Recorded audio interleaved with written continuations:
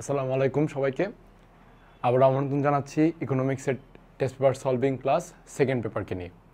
আজকে আমরা সেকেন্ড পেপারের ক্লাস শুরু করতে যাচ্ছি চ্যাপ্টার 2 দিয়ে, যেটা কিনা শর্ট সিলেবাসের প্রথম অধ্যায়। সেকেন্ড চ্যাপ্টার বাংলাদেশের কৃষি, অর্থাৎ আমাদের দেশ প্রধানত কৃষি প্রধান দেশ, অর্থাৎ আমাদের দেশের অর্থনীতি অনেকাংশে কৃষির উপর নির্ভর করে থাকে। এবং এই বাংলাদেশের কৃষি কিভাবে উন্নয়ন করছে বা এর ইতিহাস সম্পর্কে আজকে আমরা এই অধ্যায়ে জানতে পারবো। প্রথমেই যে সৃজনশীলটা আমরা দেখতে পাচ্ছি, প্রথম প্রশ্ন, কৃষিজোত কি? কৃষিজোত মূলত হচ্ছে যে আয়তনের উপর কৃষক কৃষিকাজ সম্পন্ন করে থাকে বা যে আয়তন জমির উপরে শস্য উৎপাদন করে থাকে তাকে বলা হচ্ছে কৃষিজোত, যেটা হতে পারে ক্ষুদ্র, মাঝারি কিংবা বৃহৎ আকারেরও হতে পারে। দ্বিতীয় প্রশ্ন বলা হয়েছে যে শস্য বহুমুখীকরণ কি খাদ্য ঘাটতি পূরণ করে কিনা? অবশ্যই। শস্য বহুমুখীকরণ কথাটির দ্বারা আমরা সহজে বুঝতে পারি যে একটি নয় একাধিক কৃষি পণ্য যখন একটি জমিতে চাষ করা হবে তাকে বলা হচ্ছে শস্য বহুমুখীকরণ। আমরা জানি যে একটি কৃষি জমিতে যখন একটি ফসলই বছরের পর বছর যদি চাষাবাদ করা যায় তখন সেই জমিটির উর্বরতা নষ্ট হয়ে যায়। সেই ক্ষেত্রে একজন কৃষক যদি একটি মাত্র ফসল বারবার চাষ না করে একাধিক ধরনের ফসল সেই জমিতে চাষ করে থাকে তবে অনেকাংশে সেই জমির উর্বরতা নষ্ট হতে রক্ষা পায় এবং সেই কৃষকও লাভবান হয়ে থাকে একাধিক ফসল উৎপন্ন করার মাধ্যমে। এবং একাধিক ফসল যখনই উৎপন্ন হবে ঠিক তখনই আমাদের খাদ্য ঘাটতিটাও পূরণ হবে। কেননা একটি জমিতে যেখানে আলু চাষ হতো সেখানে যদি আলুর পাশাপাশি আমরা টমেটো কিংবা বিভিন্ন শাকসবজি আবাদ করে থাকি তাহলে আমাদের খাদ্য ঘাটতিটা অনেকাংশে এক জমির মাধ্যমে পূরণ হতে পারছে। তাই বলা যায় যে শস্য বহুমুখীকরণের করলে খাদ্য ঘাটতি দূর করতে খাদ্য উৎপাদন বাড়বে। এই প্রশ্নটি, শস্য বহুমুখীকরণ প্রশ্নটি খুবই ইম্পর্টেন্ট। কেননা আমি নিজেও যখন ইন্টারমিডিয়েটে এইচএসসি পরীক্ষা দিই তখন এই প্রশ্নটা আমি পেয়েছিলাম এবং আগামীতেও এই প্রশ্নটা আসার সম্ভাবনা অনেক রয়েছে। দ্বিতীয় অধ্যায় থেকে এই প্রশ্নটি খুবই গুরুত্বপূর্ণ এবং হাইলাইটেড। তৃতীয় প্রশ্ন, তাপমাত্রা বৃদ্ধি বাংলাদেশের কৃষি উৎপাদনকে বাধাগ্রস্ত করছে।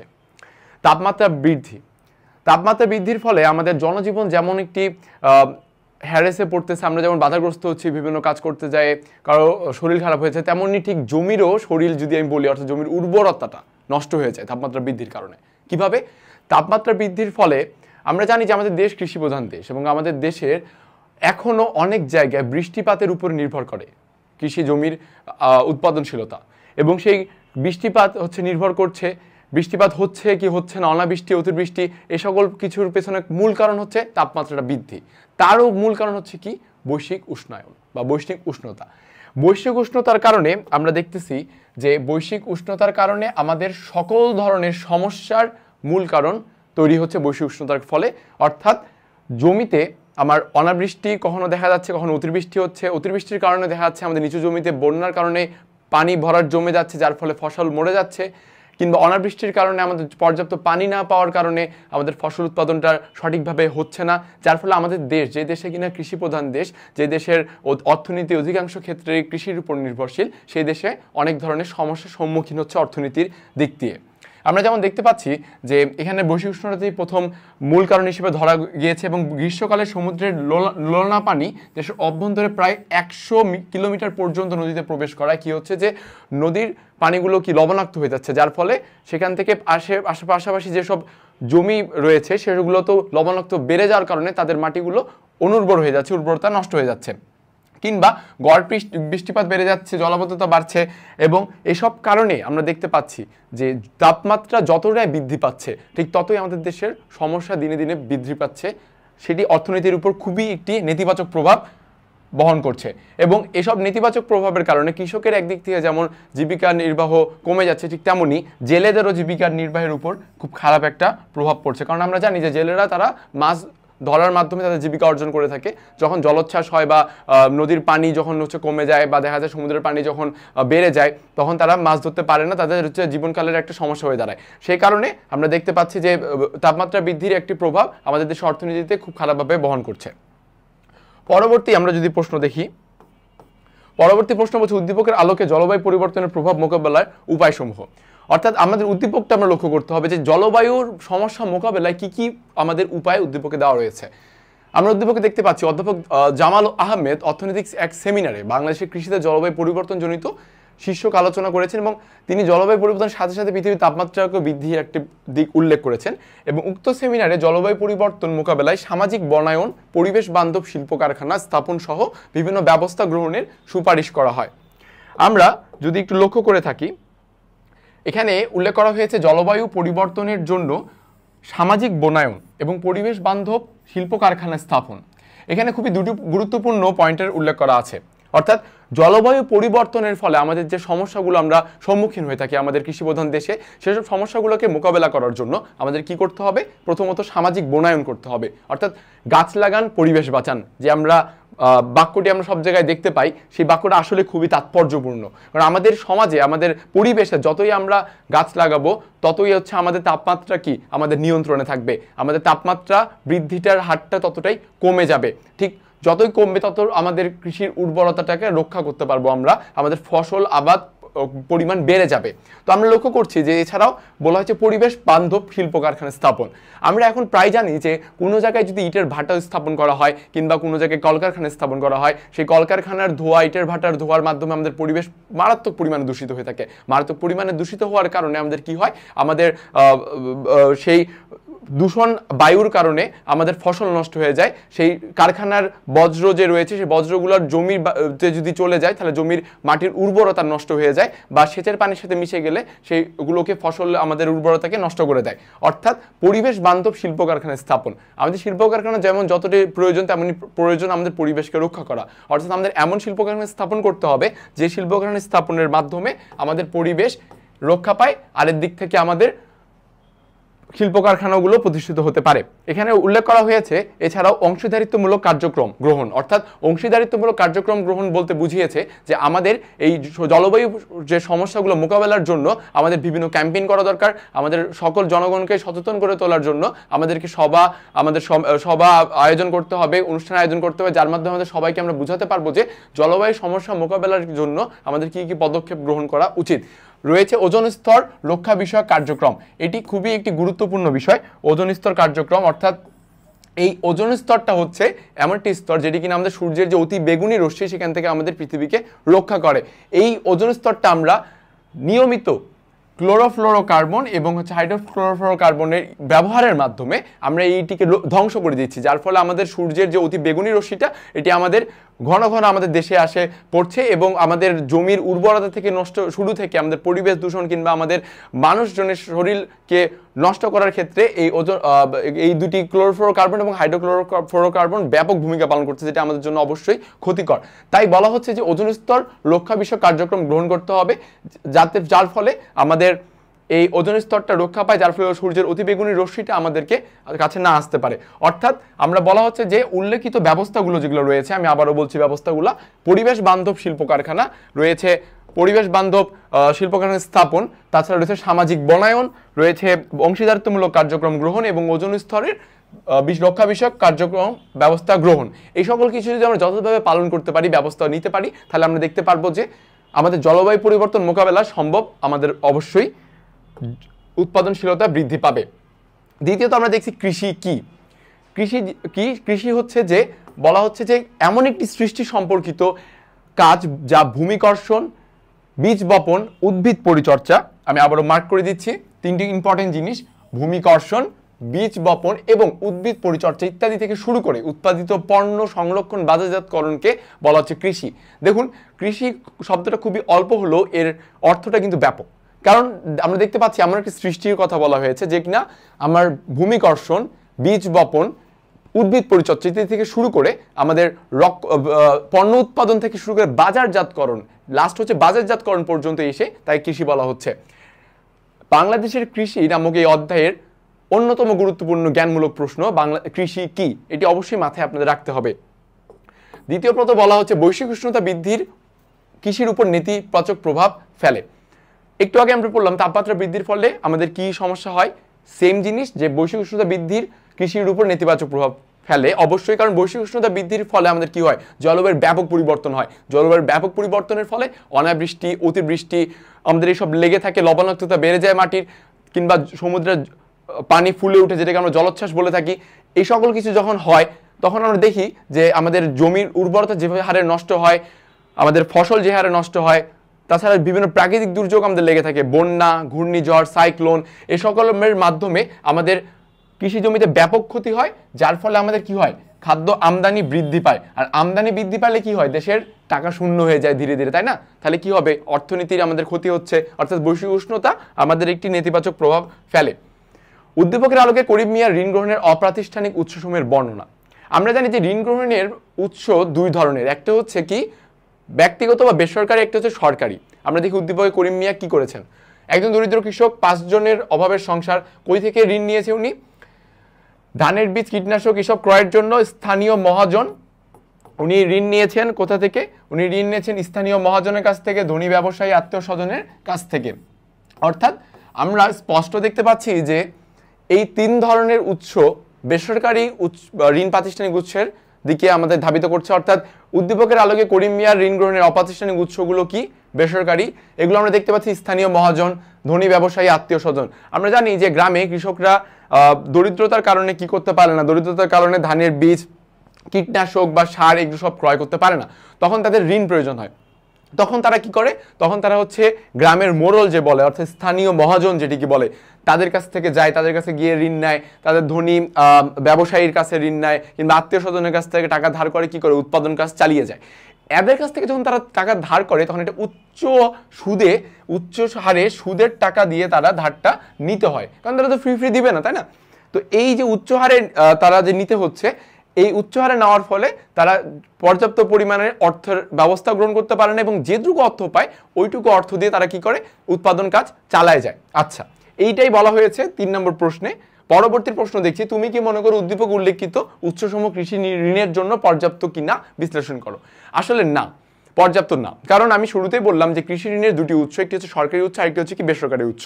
অর্থাৎ আমরা উদ্দীপকে দেখছি করিম মিয়া বেসরকারি উৎস থেকেই ঋণ গ্রহণ করেছেন, কিন্তু বেসরকারি উৎস থেকে ঋণ গ্রহণ করেই যে পর্যাপ্ত হবে তা নয়, উনাকে অ্যাট দ্য সেম টাইম উনাকে সরকারি ব্যবস্থা থেকেও ঋণ গ্রহণ করতে হবে। কারণ সরকারি পক্ষ থেকে যে কৃষকদেরকে ঋণ দেওয়া হয় বা বিনা টাকায় যে সার দেওয়া হয়, কীটনাশক দেওয়া হয়, কিংবা হচ্ছে যে ধানের বীজ দেওয়া হয়, এই সকল কিছু খুবই কার্যকর এবং তাৎপর্যমূলক হিসেবে কৃষির উৎপাদনের ক্ষেত্রে কাজে লাগে, এবং সেখানে কোনো সুদের বিনিময়ে তাদেরকে সেই কৃষি ঋণটা দেওয়া হয় না, কিংবা অনেকাংশে খুব কম সুদের বিনিময়ে দেওয়া হয়। অর্থাৎ আমরা দেখতে পাচ্ছি যে করিম মিয়া যেই উৎস থেকে, বেসরকারি উৎস থেকে ঋণ নিয়ে কৃষিকাজ উৎপাদন শুরু করেছিল, সেখান থেকে নেওয়াটা পর্যাপ্ত নয়। উনাকে অপ্রাতিষ্ঠানিক ঋণের প্রধান উৎস কি থাকে? আমরা জানি যে মুনাফা অর্জন, সেটা হচ্ছে বেসরকারি উদ্দেশ্যের দিকে অবশ্যই থাকে, কারণ বেসরকারি যারা ঋণ দিয়ে থাকে তাদের প্রধান উদ্দেশ্য হচ্ছে আমি ব্যাপক হারে মুনাফা অর্জন করবো, এই জন্য উচ্চ হারে সুদের মাধ্যমে টাকা দেয়। কিন্তু সরকারি পর্যায়ে সেটি হয় না। সরকারি পর্যায়ের প্রধান উদ্দেশ্য থাকে কৃষির উন্নয়ন এবং কৃষকদের সুবিধা এবং আনুষঙ্গিক কিছু সুবিধা, এই সকল কিছু উপর নির্ভর করেই সরকারিভাবে কি হয়, ঋণ বিতরণ করে থাকে কাদেরকে? কৃষকদেরকে। তাই আমরা অতি সহজেই বলতে পারি যে করিম মিয়ার কৃষি উৎপাদনের ক্ষেত্রে শুধুমাত্র বেসরকারি প্রতিষ্ঠান থেকে ঋণ নেওয়াটা পর্যাপ্ত নয়, এর পাশাপাশি উনাকে কৃষির কাছ থেকেও সরকারি কৃষি ঋণটা উনাকে গ্রহণ করতে হবে, তবেই সেটি যথেষ্ট পরিমাণে হয়ে থাকবে। পরবর্তীতে আমরা দেখছি যে কৃষিতে ভর্তুকি কি। পরবর্তী সৃজনশীলে কৃষিতে ভর্তুকি কি? ভর্তুকি হচ্ছে কৃষি উন্নয়নের জন্য বা ফসল উৎপাদনের ক্ষেত্রে অতিরিক্ত যে ভর্তুকি দেওয়া হয় তাকেই বলা হচ্ছে কৃষি ভর্তুকি। অর্থাৎ কৃষকদের বিভিন্ন প্রয়োজন মেটাতে, সার ক্রয় করতে, বীজ ক্রয় করতে, কীটনাশক ক্রয় করতে, এই সকল কিছুর জন্য সরকার যখন ভর্তুকি দিয়ে থাকে তখন তাকে কি বলা হচ্ছে? কৃষিতে ভর্তুকি। পরবর্তী বলা হচ্ছে পরিবেশ দূষণ কেন হয়। দেখেন, আমরা কি জানি, আমরা ছোটবেলায় থাকতে ক্লাস 3, 4, 5 থাকতে আমরা পড়েছিলাম পরিবেশ কাকে বলে। আলো বাতাস পানি, আমাদের চারপাশে যা আছে তাই নিয়ে আমাদের পরিবেশ, তাই না? তো আমরা পড়েছিলাম ছোটবেলায় কি পরিবেশ দূষণ, আলো দূষণ, বাতাসের আপনার হচ্ছে কি যে পানি দূষণ, বায়ু দূষণ, মাটি দূষণ ইত্যাদি অনেক দূষণ পড়েছিলাম। এই বলা হয়েছে এই দূষণের কারণ কেন হয়। কারণ হচ্ছে যে আমরা দেখতে পাচ্ছি যে প্রথমত বলতে পারি যে বৈশ্বিক উষ্ণতার কারণে পরিবেশ দূষণের দিকে যাচ্ছে, কিংবা পরিবেশ বান্ধব নয় এমন সব শিল্প কারখানার বজ্র, এসব শিল্প কারখানার ধোঁয়ার কারণে আমাদের দেখতে পাচ্ছি পরিবেশ দূষণ হয়ে যাচ্ছে। অর্থাৎ আমরা খুব সহজেই বলতে পারি পরিবেশ দূষণের কারণ কি। পরিবেশ দূষণের কারণ আমরা খুব সহজেই বলতে পারি যে আমাদের দেশের পরিবেশ বান্ধব নয় এমন সব শিল্প কারখানার বজ্র, আমাদের দেশের যে অতিরিক্ত পরিমাণে আমাদের তাপমাত্রা, বৈশ্বিক উষ্ণতা বৃদ্ধি পাচ্ছে, এইসব কারণেও পরিবেশ দূষণ হয়ে থাকে। পরবর্তীতে বলা হচ্ছে উদ্দীপকে বিদ্যুৎ উৎপাদনে কোন বিষয়টি উল্লেখ আছে। লক্ষ্য করুন যে উদ্দীপকে বলা হয়েছে কি যে পূর্বা তার বাবার সাথে ট্রেন যোগাযোগ খুলনা থেকে ঢাকা যাওয়ার সময় কি করলো, রূপপুর নামক একটি স্থান দেখলো।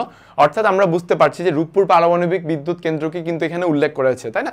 দেখেন এটি বলা হচ্ছে কি যে পাবনার রূপপুর এটি বাংলাদেশের একমাত্র পারমাণবিক বিদ্যুৎ কেন্দ্র তৈরি হচ্ছে, বিদ্যুতের পাশাপাশি পারমাণবিক শক্তিকে কৃষি উৎপাদন। আচ্ছা, তো কোন বিষয়টি উল্লেখ করেছে? বিদ্যুৎ উৎপাদনে উল্লেখ করেছে রূপপুরের পারমাণবিক বিদ্যুৎ কেন্দ্র, যেটি আমাদের দেশের অন্যতম একটি আশীর্বাদ হিসেবে আমরা পেতে যাচ্ছি।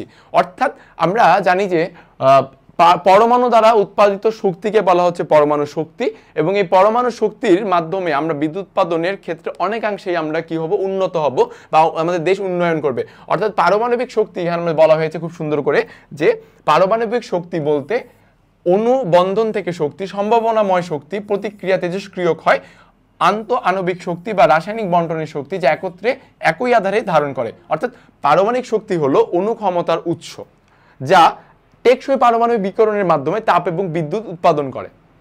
অর্থাৎ আমরা যে পারমাণবিক বিদ্যুৎ কেন্দ্রের কথা হচ্ছে আমরা উদ্দীপকে জানতে পেরেছি, সেই রূপপুর পারমাণবিক বিদ্যুৎ কেন্দ্রের উৎপাদনের মাধ্যমে সেখান থেকে যে বিদ্যুৎ উৎপাদন হবে তার মাধ্যমে আমাদের দেশে বিদ্যুতের ঘাটতি অনেকাংশেই পূর্ণ হবে, এটি এখানে বলা হয়েছে। পরবর্তীতে বলা হয়েছে উদ্দীপকের শেষোক্ত মন্তব্যের সাথে তুমি কি একমত কিনা?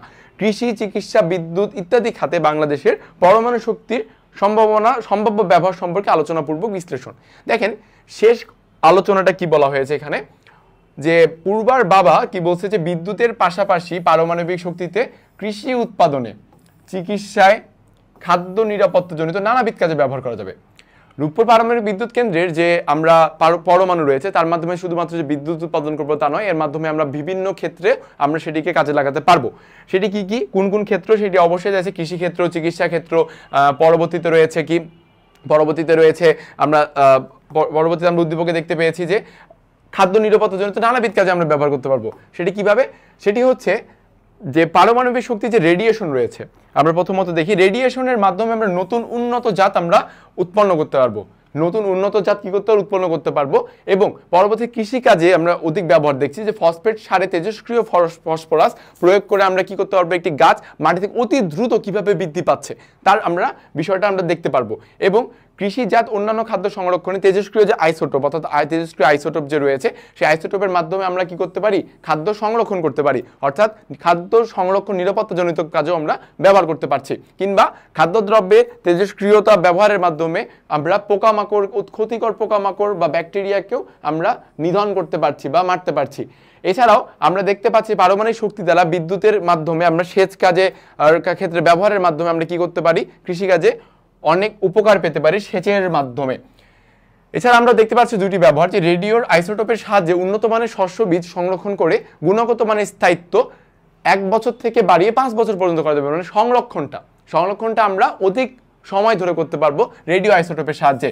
পরবর্তী বলা হয়েছে রেডিও আইসোটোপ ব্যবহার করে কঠিন শিল্প বজ্রকে সারে পরিণত করতে পারবো, আমরা করে ফসলের জমিতে ব্যবহার করতে পারবো।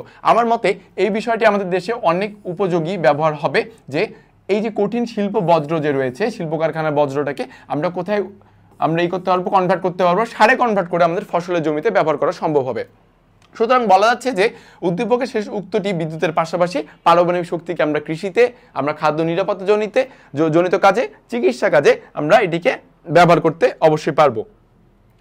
পরবর্তীতে আমরা দেখতে পাচ্ছি যে কৃষি পণ্যের বিপণন কি। দেখেন বিপণন জিনিসটা কি, সহজ কথা বলি, বিপণন জিনিসটা হচ্ছে বাজারজাতকরণ, ঠিক আছে? তো কৃষিজাত পণ্য এক জায়গায় উৎপাদন করে আমরা অপর জায়গায় বিক্রয়ের জন্য নিয়ে গেলাম, বিপণন, এবার বাজারজাতকরণ করলাম, এটাকে হচ্ছে বিপণন বা স্থানান্তর। যে কৃষি পণ্য সংগ্রহ, গুদামজাতকরণ, নানা রকম ঝুঁকি বহন ইত্যাদি কি বলা হচ্ছে, কার্যাবলীকে বলা হচ্ছে কৃষি বিপণন। হ্যাঁ, ওই যে গুদামজাতকরণ, নমুনাকরণ, অর্থাৎ আমরা এক জায়গা থেকে আরেক জায়গায় নিয়ে যাচ্ছি।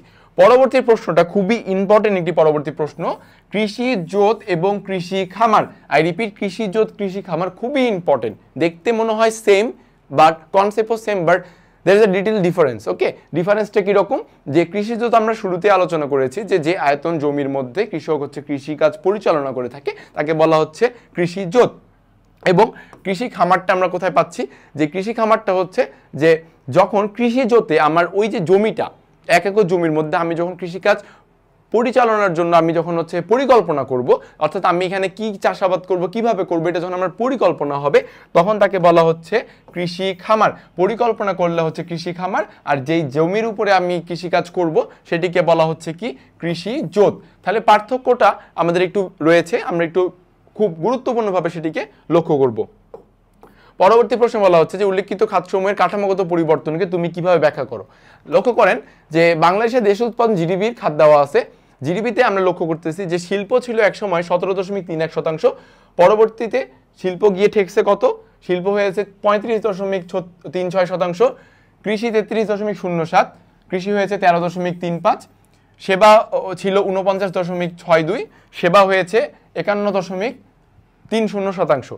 এই পরিবর্তনটাকে তুমি কিভাবে ব্যাখ্যা করছো? দেখেন, আধুনিকতার ছোঁয়া পেয়েছে বলে কিন্তু আমরা লক্ষ্য করছি শিল্পের প্রকোপটা বাড়ছে, কৃষির প্রকোপটা কমছে।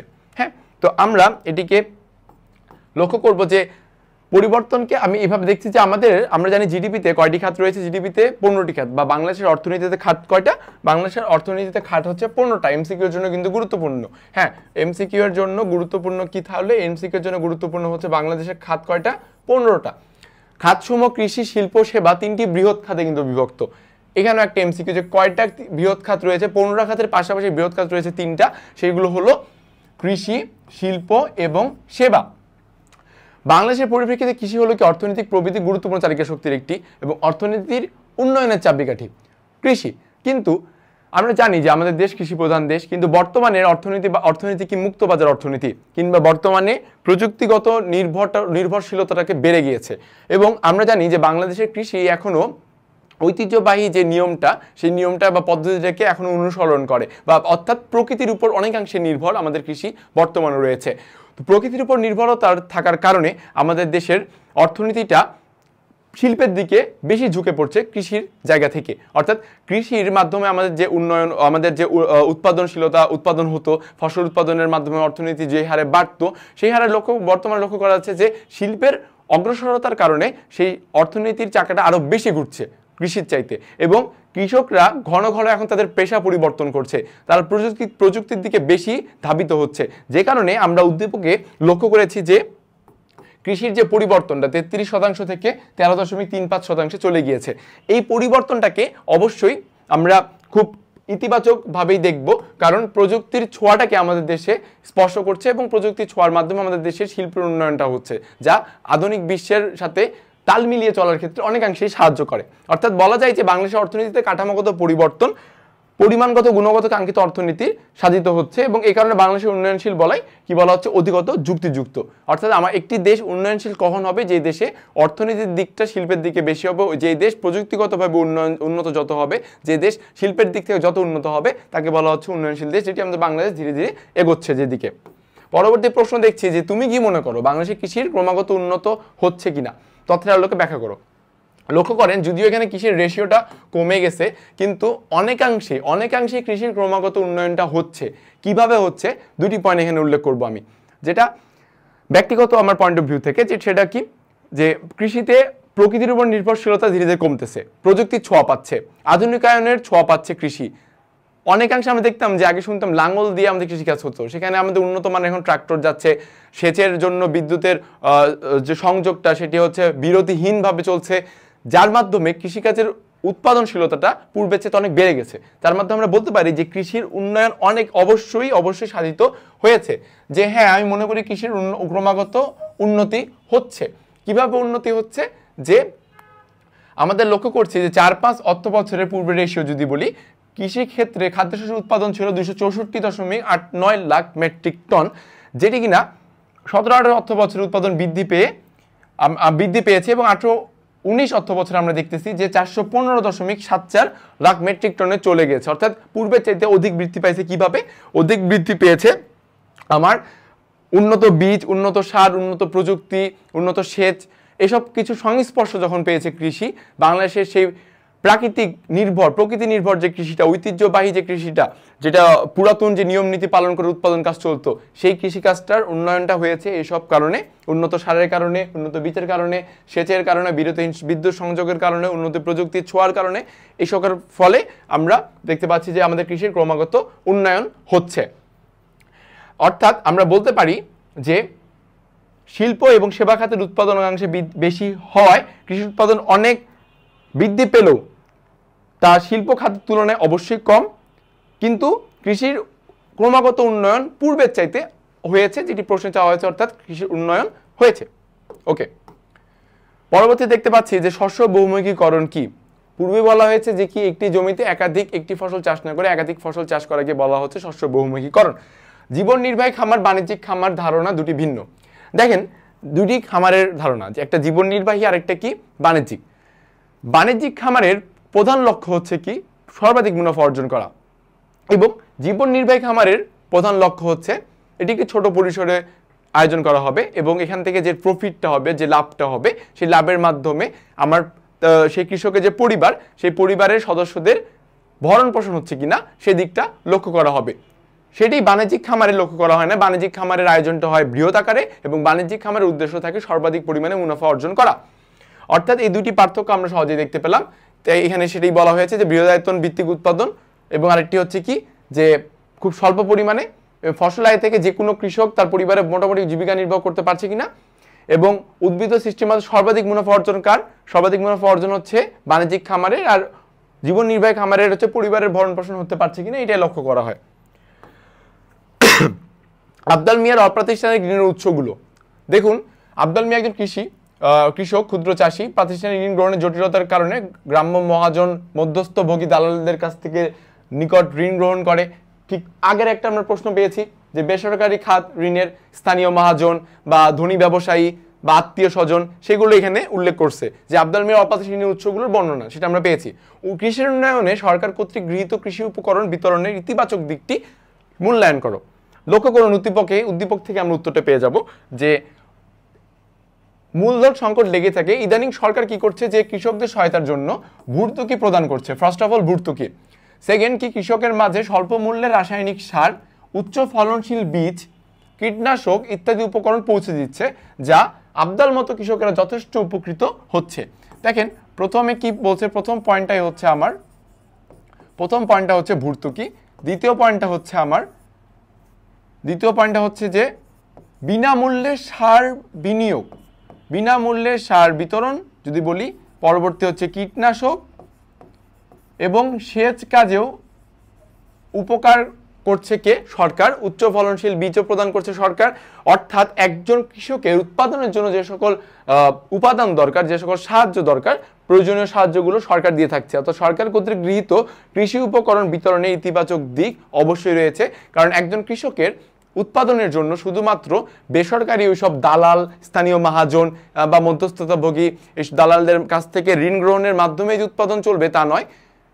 তার মাধ্যমে কৃষকের পারিবারিক অর্থনীতিটা ধ্বংস হয়ে যায়, কারণ অতিরিক্ত পরিমাণে সুদের হারে সেগুলো ঋণ সে কৃষক নিয়ে থাকে।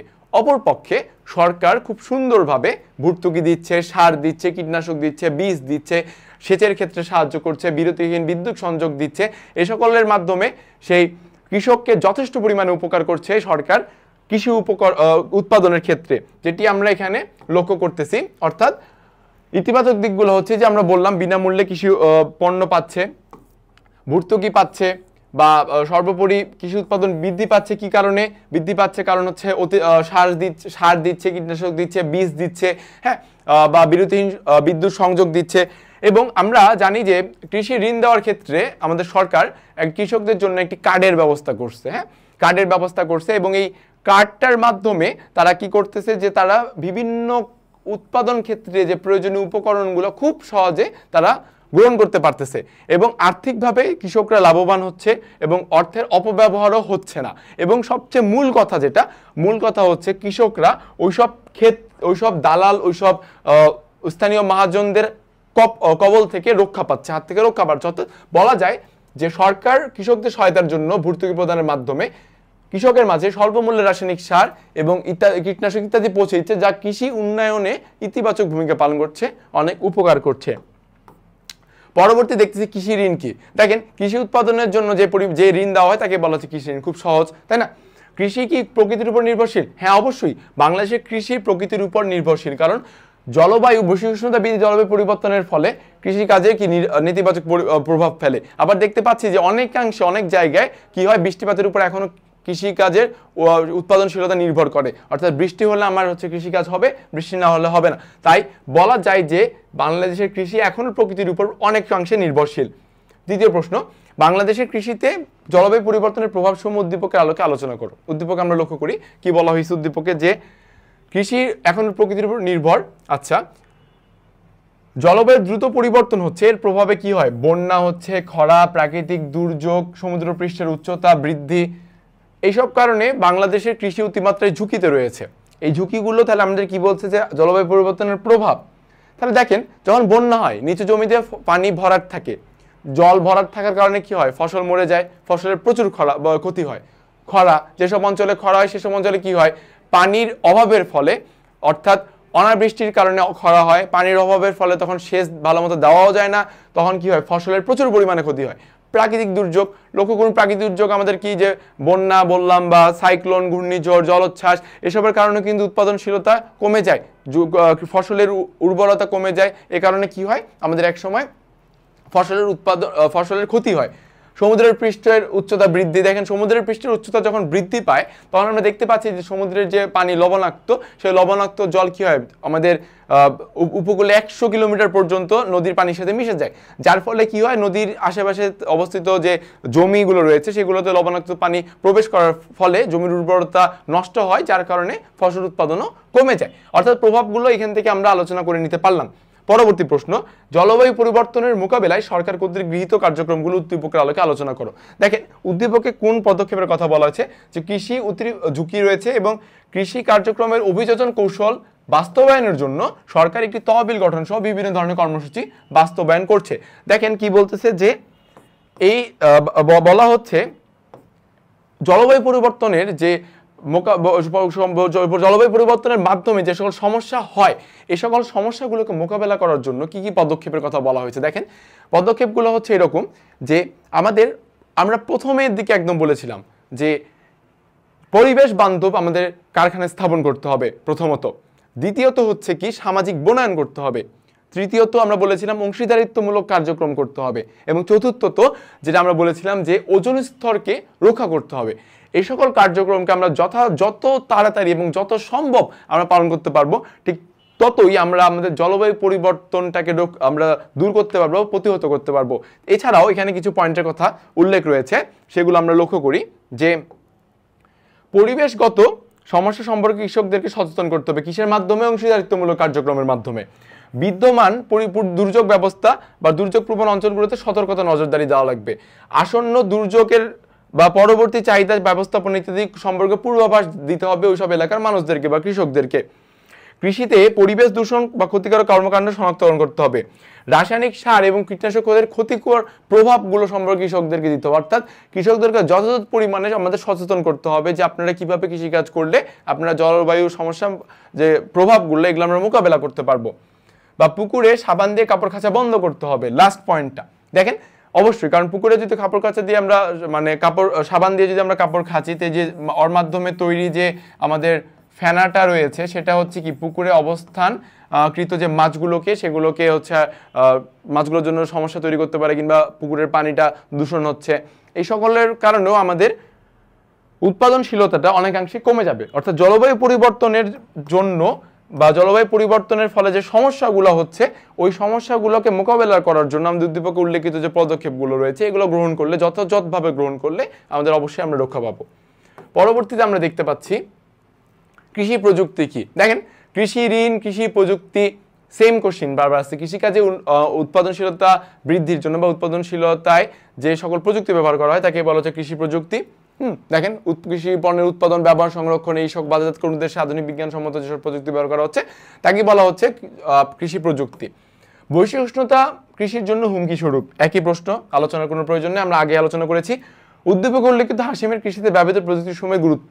দেখেন হাসিম একই গ্রামের মানুষ, তাই আমরা এখানে লিখতে পাই হাসিম শিক্ষিত যুবক হওয়ায় সে সনাতন পদ্ধতিতে বের হয়ে কৃষিতে উন্নত রাসায়নিক সার, প্রযুক্তিকীয় রাসায়নিক সার, কীটনাশক, তেজস্ক্রিয় আইসোটোপ, উপসি বীজ ব্যবহারের ফলে ফসল উৎপাদন বাড়াতে পেরেছে।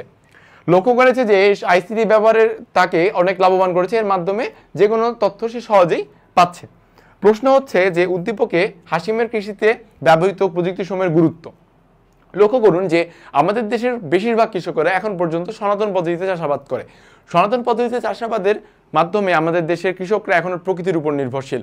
প্রকৃতি যদি তাদেরকে সঠিকভাবে সাড়া দেয়, তাদের অনুকূলে থাকে, তাহলে সেই উৎপাদনশীলতাটা বৃদ্ধি পায়। যদি অনুকূলে না থাকে তাহলে কি উৎপাদনশীলতাটা কমে যায়, কৃষির উর্বরতা নষ্ট হয় অনাবৃষ্টি অতিবৃষ্টির কারণে। এখানে দেখতে পাচ্ছি যে হাসিম সনাতন পদ্ধতি থেকে বের হয়ে সে কি করেছে, প্রযুক্তির আশ্রয় নিয়েছে। উন্নত মানের বীজ, উন্নত মানের সার, কীটনাশক কিংবা আইসোটোপ, উপসি বীজ এসব কিছুর ব্যবহারের মাধ্যমে সে উৎপাদনশীলতাটাকে অধিক হারে ব্যবহার করে বৃদ্ধি করেছে। অর্থাৎ গুরুত্বটা আমরা অবশ্যই বুঝতে পারতেছি। ওই যে আমরা লিখি না গুরুত্ব উদ্দীপকের গুরুত্ব অপরিসীম, হ্যাঁ এই ক্ষেত্রে উদ্দীপকের গুরুত্ব অপরিসীম অবশ্যই। কারণ উন্নত মানের প্রযুক্তি যদি আপনি ব্যবহার করেন তাহলে আপনার কি হবে, উৎপাদনশীলতাটা পূর্বের তুলনায় অনেক বৃদ্ধি পাবে। অর্থাৎ বলাই যায় যে হাসিমের কৃষিতে ব্যবহৃত প্রযুক্তি সময়ের গুরুত্ব অনেক রয়েছে, অপরিসীম রয়েছে। পরবর্তী প্রশ্ন, উদ্দীপকের আধুনিক প্রযুক্তি ব্যবহার কিভাবে কৃষকদের লাভবান করেছে, তোমার মতামত দাও। দেখেন উদ্দীপকের যে প্রযুক্তিটা কিভাবে কৃষকদের লাভবান করেছে। আমরা উদ্দীপকে দেখছি হাসিম যখন উন্নত মানের সার, উন্নত মানের বীজ, রাসায়নিক, তেজস্ক্রিয়, আইসোটোপ, উপসি বীজ ব্যবহার করেছে, তার উৎপাদন পরিমাণটা পূর্বের তুলনায় অনেকাংশে বৃদ্ধি পেয়েছে। কিংবা আমরা লক্ষ্য করেছি যে আইসিটির মাধ্যমে সে কি করেছে, অনেক তথ্য সে সহজেই পাচ্ছে। অর্থাৎ নতুন নতুন ফসলের জাত সম্পর্কে সে জানতে পারছে, আবহাওয়াজনিত সমস্যার সম্পর্কে পূর্বাভাস সে পূর্বেই খবর জানতে পারছে। অর্থাৎ কৃষি ক্ষেত্রে আইসিটির ব্যবহারটা অধিকাংশে গুরুত্বপূর্ণ। আইসিটির ব্যবহারের মাধ্যমে আমাদের বাংলাদেশের কৃষকরা অধিকাংশভাবে লাভবান হচ্ছে। কিভাবে লাভবান হচ্ছে, উন্নত সার বীজের মাধ্যমে পূর্বের তুলনায় বেশি উৎপাদন পাচ্ছে, বিরতিহীন বিদ্যুৎ সংযোগের মাধ্যমে তারা সেচ যথাযথ পরিমাণে দিতে পারছে, তার মাধ্যমে উৎপাদনশীলতা বৃদ্ধি পাচ্ছে। তেজস্ক্রিয় আইসোটোপের মাধ্যমে তারা ফসলের বিভিন্ন উন্নত মানের বীজ উদ্ভাবন করতে পারছে কিংবা নতুন নতুন বীজ চাষাবাদ করতে পারছে। উন্নত প্রযুক্তির মাধ্যমে শস্য বহুমুখীকরণের যে তারা ধারণাটা তারা পাওয়ার মাধ্যমে একটি জমিতে একাধিক ফসল উৎপাদন করে খাদ্য ঘাটতি পূরণ করতে পারছে। এছাড়াও রয়েছে উপসি বীজ, অর্থাৎ উন্নত মানের বীজ ব্যবহারের মাধ্যমে অল্প সময়ে ফসল উৎপাদন করতে পারছে, ফসল সংরক্ষণ করতে পারছে তেজস্ক্রিয় আইসোটোপের মাধ্যমে 1 বছরের জায়গায় 5 বছর অধিক সময়ের মাধ্যমে জন্য ফসল সংরক্ষণ করতে পারছে। সর্বশেষ এবং অতি গুরুত্বপূর্ণ সেটি হচ্ছে যে অনেক গুরুত্বপূর্ণ তথ্য তারা অতি সহজেই মোবাইল ফোনের মাধ্যমে বা আইসিটির মাধ্যমে সারা পেয়ে যাচ্ছে। প্রাকৃতিক দুর্যোগের পূর্বাভাস কিংবা ফসলের নতুন নতুন জাত সম্পর্কে তথ্য, এই সকল কিছু তারা শুধুমাত্র আইসিটি ব্যবহারের মাধ্যমে কিংবা আধুনিক প্রযুক্তি ব্যবহারের মাধ্যমে একজন কৃষক লাভবান হচ্ছে, যেটি এই প্রশ্নের উত্তরটা বলা যায়।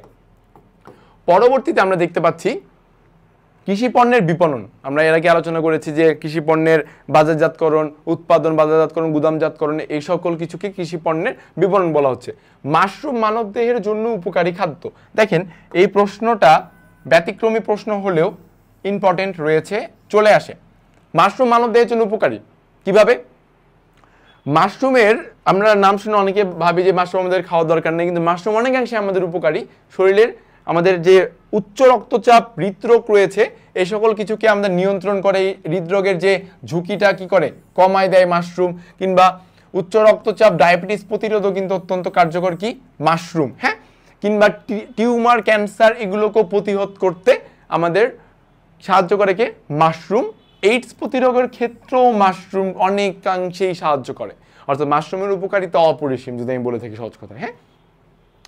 পরবর্তীতে কি বলেছে যে উদ্দীপকের ভিত্তিতে খাদ্যশস্য উৎপাদনের গতিধারা লেখচিত্রের মাধ্যমে ব্যাখ্যা করো। দেখেন খুবই সহজ লেখচিত্র বলছে। আমরা কিন্তু ইকোনমিক্স ফার্স্ট পেপারে যখন সেকেন্ড চ্যাপ্টারটা পড়েছিলাম ফার্স্ট পেপারে, সেখানে আমরা লেখচিত্র কিভাবে কি করতে হয়, উৎপাদন সম্ভাবনা রেখা, বিভিন্ন রেখা পড়েছি আমরা, রাইট। সো এখানে কিন্তু এটা কোনো ডাল ভাত, এটা কোনো ব্যাপার না যে খাদ্য শস্য উৎপাদনের গতিধারা বছর দেওয়া আছে, খাদ্য শস্যের উৎপাদনের বিবরণ দেওয়া আছে। আমরা যদি এটাকে ঠিকভাবে বসাই দিতে পারি তাহলে আমাদের অবস্থাটা ঠিক চিত্রটা এইভাবে হবে যে আমরা ভূমি অক্ষে দিব উৎপাদনের বছর, লম্ব অক্ষে দিব খাদ্য শস্যের পরিমাণ। 80 থেকে 81-তে দেখেছি যে 1.1 কোটি মেট্রিক টন, 4 থেকে 5-এ 2.65 কোটি মেট্রিক টন, 18-19-এ 4.21 মেট্রিক টন, কোটি মেট্রিক টন দেখেনি। তাহলে এইভাবেই আর পরবর্তীতে বর্ণনা দিয়েছে, খুবই সহজ জিনিসটা। কৃষি উৎপাদনযোগ্য ভূমির পরিমাণ দিন দিন হ্রাস পাওয়া সত্ত্বেও কৃষি উৎপাদনে বাংলাদেশের সাফল্য ঈর্ষণীয়। কিভাবে? দেখেন খুবই প্রশ্নটা সুন্দর, জটিল। বলা হচ্ছে যে বাংলাদেশের কৃষি জমি তো দিনে দিনে হ্রাস পাচ্ছে, তাই না? কৃষি জমি দখল করে কি হচ্ছে, বাসস্থান হচ্ছে, বিল্ডিং হচ্ছে। এগুলো হওয়া সত্ত্বেও আমাদের দেশের কৃষকরা অধিক পরিমাণে আগের চাইতে পূর্বের তুলনায় বেশি পরিমাণে খাদ্যশস্য কীভাবে বৃদ্ধি করছে? কারণটা কি? কারণটা হচ্ছে উন্নত প্রযুক্তির আশ্রয় বা উন্নত প্রযুক্তির স্পর্শ। উপসি প্রযুক্তিতে উপসি বীজ, রাসায়নিক সার, পানি সেচের মাধ্যমে উৎপাদন করা হয়। দেখেন 1967 সালে প্রথম উপসি প্রযুক্তির মাধ্যমে কি বলা হয়েছে? 8 জাতের ধানের চাষ করা হয়। বর্তমানে বিভিন্ন নাম দেওয়া আছে, যে গম, পাট, ভুট্টা, গোল আলু ইত্যাদি সবজি উন্নত প্রযুক্তি হলেও উন্নত প্রযুক্তি সাফল্যের ধানের ক্ষেত্রেই বেশি। দেখেন 80-এর দশকে উচ্চ ফলনশীল বোরো ধানের উৎপাদন বার্ষিক কত ছিল? 13%। দেশীয় জাতের গমের পরিবর্তে উন্নত জাতের গমের আবাদ শুরু হয়েছে। নতুন প্রযুক্তির মাধ্যমে সেচ সুবিধা আমরা পেয়েছি। নতুন প্রযুক্তির মাধ্যমে কি হয়েছে? সেচ সুবিধা পেয়েছি, যার ফলে আমাদের উৎপাদনটা কি অধিকাংশে বৃদ্ধি পেয়েছে। যার ফলে শীতের মৌসুমেও আমরা দেখতে পাচ্ছি ভুট্টা, গম, বোরো ধান, ডাল, আলু ইত্যাদি আমাদের উৎপাদন হচ্ছে। একসময় এটা ভাবা অকল্পনীয় ছিল, কিন্তু বর্তমান উন্নত প্রযুক্তির স্পর্শে সেচের সুবিধাতে বিপরীত মৌসুমেও আমরা অনেক সবজি, অনেক ফসল আবাদ করতে পারছি। অর্থাৎ বলাই যায় যে উপসি প্রযুক্তি ব্যবহারে বাংলাদেশে একই চাষের জমিতে পূর্বের তুলনায় প্রায় দ্বিগুণ উৎপাদন সম্ভব হয়েছে। অর্থাৎ বিভিন্ন কারণে আবাদি জমি যদিও হ্রাস পাচ্ছে, তার ছাড়াও আমাদের দেশের যে উৎপাদনশীলতাটা কৃষির পণ্যের ক্ষেত্রে সেটি পূর্বের তুলনায় অধিকাংশ বৃদ্ধি পাচ্ছে। তো বৃদ্ধি পাওয়ার অন্যতম কারণ কি? অন্যতম যদি আমি কারণ বলি, সেটি হচ্ছে আধুনিক প্রযুক্তির স্পর্শ। আর লিখে দিচ্ছি সুন্দর করে যে আধুনিক প্রযুক্তির স্পর্শ বা ছোঁয়া। আধুনিক প্রযুক্তির স্পর্শ বা ছোঁয়া। দেখেন যে আমরা বলি না যে মানুষের কারো স্পর্শ পাইলে বা কারো ছোঁয়া পাইলে আমরা বন্ধুকে বলি না যে আরে তুই তো ওর স্পর্শ পায়, তোর গার্লফ্রেন্ড স্পর্শ পায়, তো এনার্জি বাইরে গেছে, এমনি বলি না আমরা। তো তেমনি বাংলাদেশের কৃষি এনার্জি বাড়ছে কীভাবে? এই যে আধুনিক প্রযুক্তির স্পর্শ বা ছোঁয়া পায়। হ্যাঁ, আধুনিক প্রযুক্তির স্পর্শ বা ছোঁয়া পেয়ে হচ্ছে আমাদের বাংলাদেশের কৃষির গতি বেড়ে গেছে। ঠিক আছে, ওকে। পরবর্তীতে কৃষি ঋণ, একই প্রশ্ন। শস্য বহুমুখীকরণের ফলে কর্মসংস্থান কিভাবে প্রভাবিত হয়? দেখেন শস্য বহুমুখীকরণটা কি? একই জমিতে একই ফসলের বারবার চাষের ফলে কি হয়? জমির উর্বরতা নষ্ট হয়। তার জায়গায় যদি আমরা একটা জমিতে একাধিক ফসল চাষ করি, তাকে বলা হচ্ছে শস্য বহুমুখীকরণ, যার মাধ্যমে খাদ্য ঘাটতি যেমনভাবে আমাদের পূরণ হয়, ঠিক তেমনভাবে উৎপাদন বৃদ্ধির, কৃষককে নতুনভাবে উৎপাদন করতে উৎসাহী করে তোলে, তাই না? যে একজন কৃষককে নতুন নতুন আরো পণ্য উৎপাদন করার ক্ষেত্রে আগ্রহ করে তোলে, যার ফলে কি কর্মসংস্থান বৃদ্ধি করে। বিভিন্ন ধরনের ফসল উৎপাদন করতে বিভিন্ন যোগ্যতা সম্পন্ন মানুষের প্রয়োজন হয়।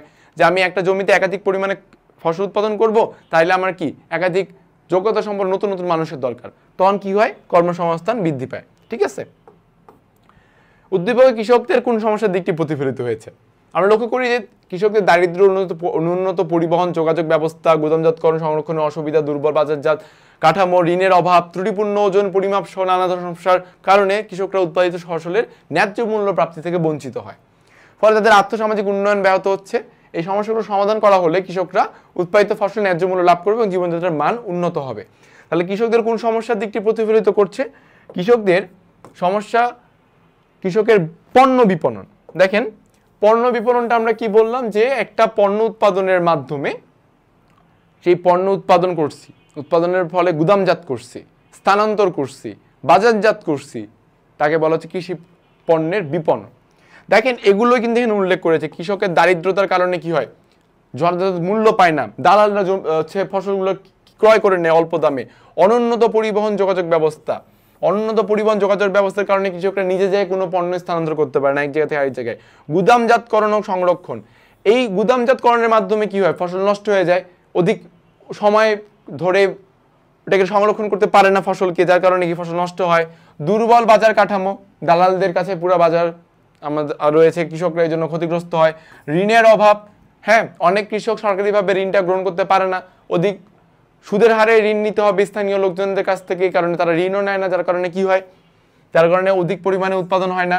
ত্রুটিপূর্ণ ওজন পরিমাপ, যখন দালালরা কৃষকদের কাছ থেকে ফসল ক্রয় করে তখন কৃষকরা তো অশিক্ষিত, তারা তো আর ওজন বুঝে না বা পরিমাপ বুঝে না, ওই কম ওজন কম পরিমাপ দিলে তখন তাদের ক্ষতিগ্রস্ত হচ্ছে। তো বলা হচ্ছে যে এইসব কারণে কৃষকরা কৃষি পণ্যের ন্যায্য মূল্য পায় না, যা মূলত কৃষি পণ্যের বিপণনের সমস্যাকেই নির্দেশ করছে। ঠিক আছে, খুব সহজে বলা হয়েছে জিনিসটা। উদ্দীপক উল্লেখিত সমস্যার সমাধানের তোমার সুপারিশ তুলে ধরো। দেখেন কিভাবে আপনি এইটাকে সমস্যার সমাধান করবেন। দেখেন মাথায় কিন্তু প্রথমেই চলে আসে যে আমার এই সমস্যাটাকে সমাধানের জন্য প্রথমত একদম স্বাভাবিক দৃষ্টিকোণ থেকে প্রথম পদক্ষেপ যেটা হবে সেটা হচ্ছে কি, সবাইকে সচেতন করে তোলা, তাই না? সচেতনতা বৃদ্ধি করা। এই জন্য কি আমাদের সভা সমাবেশ তৈরি করা, কিংবা আমাদের সবাইকে এই ব্যাপারে অবগত করা, কৃষকদেরকে, যে আপনারা দালালদের কাছে আপনারা ফসল বিক্রয় করবেন না। তো এখানে যে সকল পদক্ষেপের কথা বলা হয়েছে, যে পরিবহন যোগাযোগ ব্যবস্থার উন্নয়ন, ঘ নম্বরের সমস্যা ছিল, ঘ নম্বরে সমাধান। পর্যাপ্ত ঋণ সরবরাহের নিশ্চিতকরণ, পর্যাপ্ত পরিমাণে ঋণ দেওয়া লাগবে কৃষকদেরকে, যার ফলে তারা উৎপাদন ক্ষেত্রটা মাত্রাটা যেন বৃদ্ধি করতে পারে পূর্বের তুলনায়। দালাল এবং ফরিয়ার বিলোপ সাধন, দালালদেরকে দূর করতে হবে সমাজ থেকে, তাহলে কৃষকরা রক্ষা পাবে, বাঁচবে। গুদাম এবং ঋণ সরবরাহ, গুদামজাতকরণকে উন্নত করতে হবে যাতে ফসল অধিক সময় ধরে সংরক্ষণ করা যায়, এবং অধিক হারে ঋণ প্রদান করতে হবে যেন প্রত্যেকটা কৃষক যথাযথ পরিমাণ অর্থ পাইতে পারে, যার ফলে উৎপাদন তারা করতে পারে। বাজারের নিয়ন্ত্রণ, বাজার নিয়ন্ত্রণ করতে হবে, সেসব দালালদের হাত থেকে বাজারটাকে ফিরিয়ে নিয়ে কৃষকদেরকে দিতে হবে যেন তারা যথাযথভাবে পণ্য ক্রয় বিক্রয় করতে পারে। সুষ্ঠু ওজন এবং পরিমাপের ব্যবস্থা, অশিক্ষিত মূর্খ কৃষকদের কাছ থেকে তাদের রক্ষা করার অন্যতম একটি প্রধান উপায় এই সুষ্ঠু ওজন বা পরিমাপের ব্যবস্থা। তারা যেই কষ্ট করে আমাদের দেশের মানুষের জন্য, দেশের জন্য যে ফসল উৎপাদন করে, তাদেরকে যদি সুষ্ঠু ওজন পরিমাপ না দেওয়া হয় তারা কিন্তু অনেকাংশেই ক্ষতিগ্রস্ত হয়। পণ্য মূল্য নির্ধারণ করা, সরকার কর্তৃক একটা নির্দিষ্ট দাম নির্ধারণ করে দেওয়া উচিত, যার কারণে প্রত্যেকটা কৃষক যথাযথ পরিমাণে ন্যায্য মূল্যটা আদায় করতে পারবে।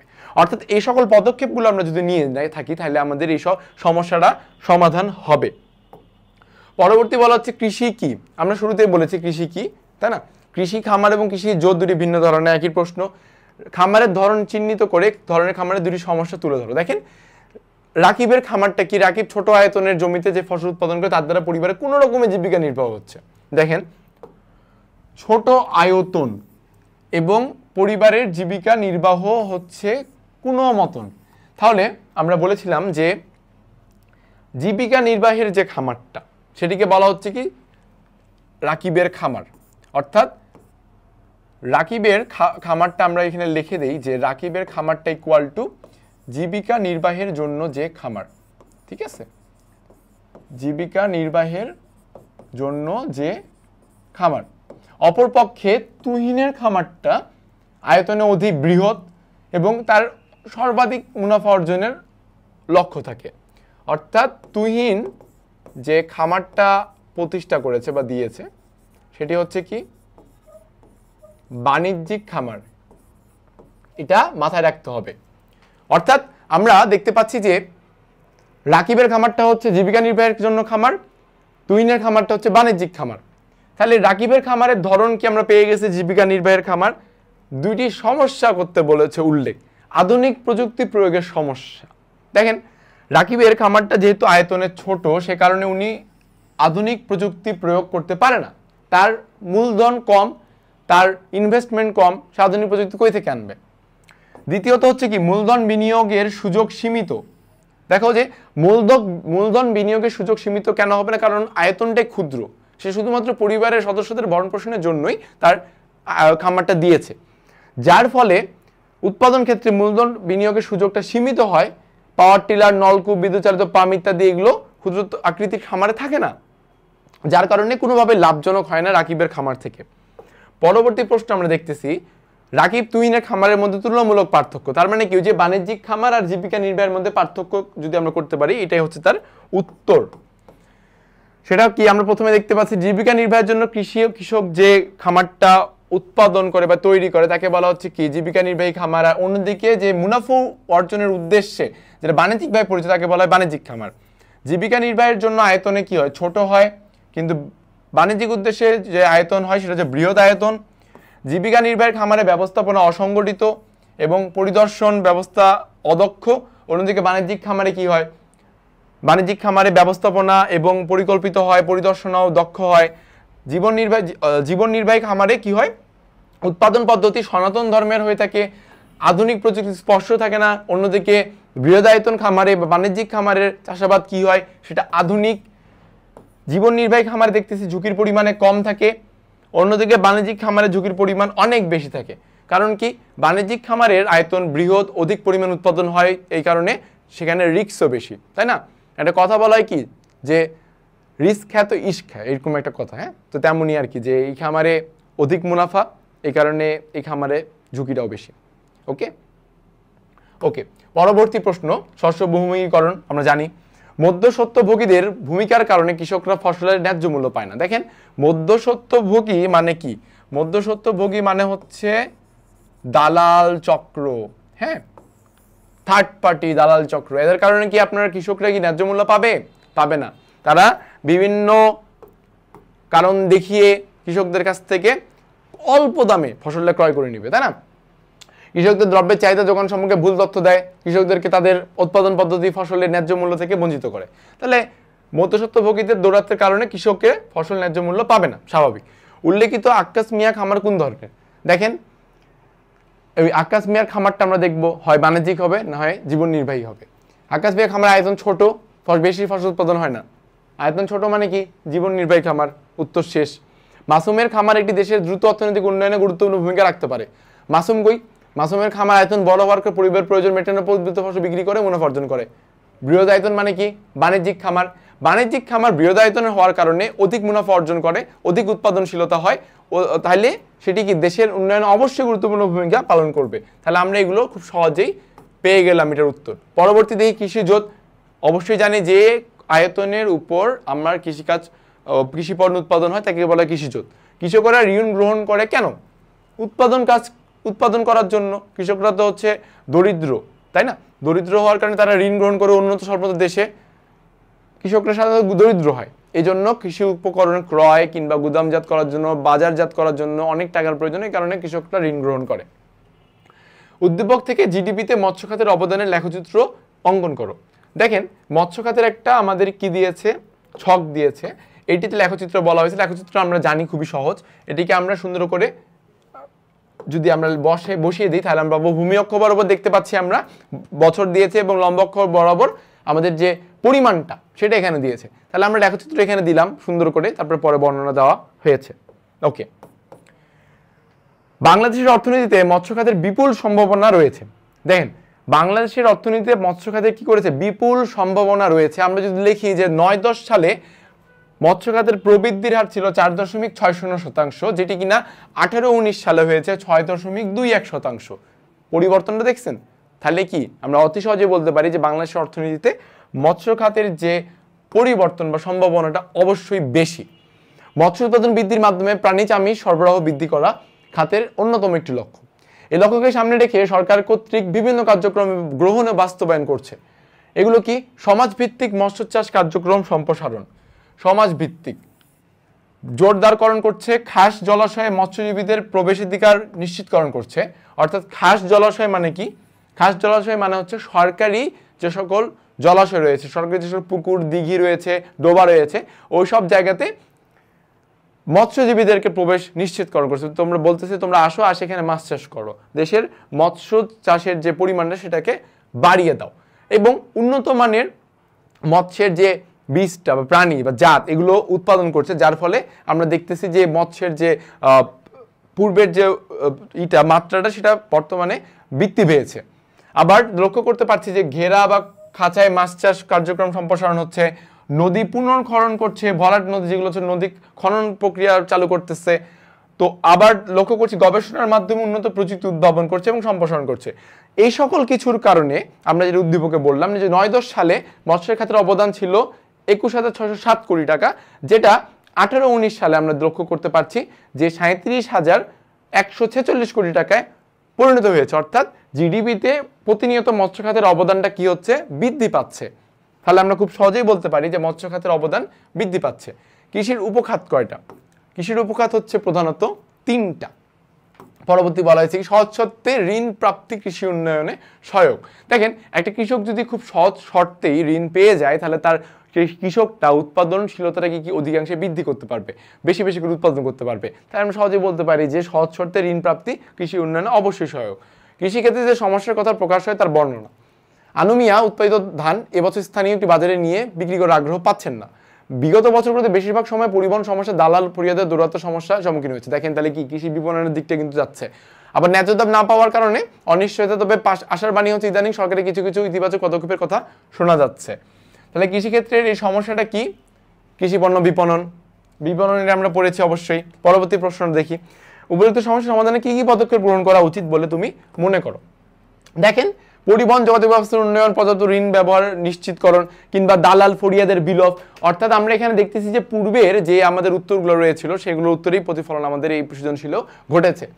অর্থাৎ এই অধ্যায় থেকে আমাদের যে সকল ইম্পর্টেন্ট যে সৃজনশীল আমরা আলোচনা করলাম তাদের মধ্যে অন্যতম জ্ঞানমূলকের জন্য আমি যদি বলে দিই অ্যাজ আ সামারি, সেগুলো হচ্ছে কি, যে কৃষি জোত কি, কিংবা কৃষি কি, তারপরে কৃষি খামার কি, কৃষি ঋণ কি, তারপর বলা হচ্ছে জীবন নির্বাহী খামার, বাণিজ্যিক খামার কি, এগুলো।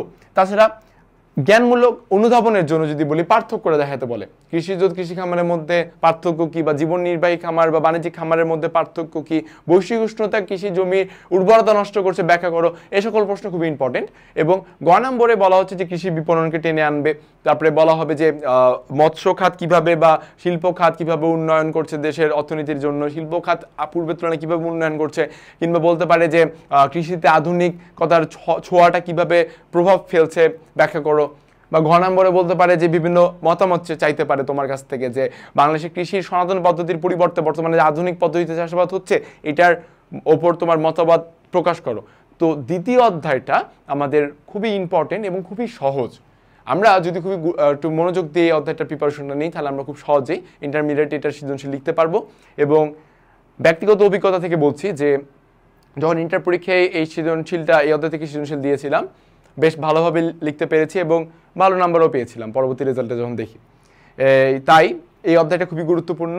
তো এই অধ্যায় থেকে এই পর্যন্ত ছিল। ধন্যবাদ সবাইকে।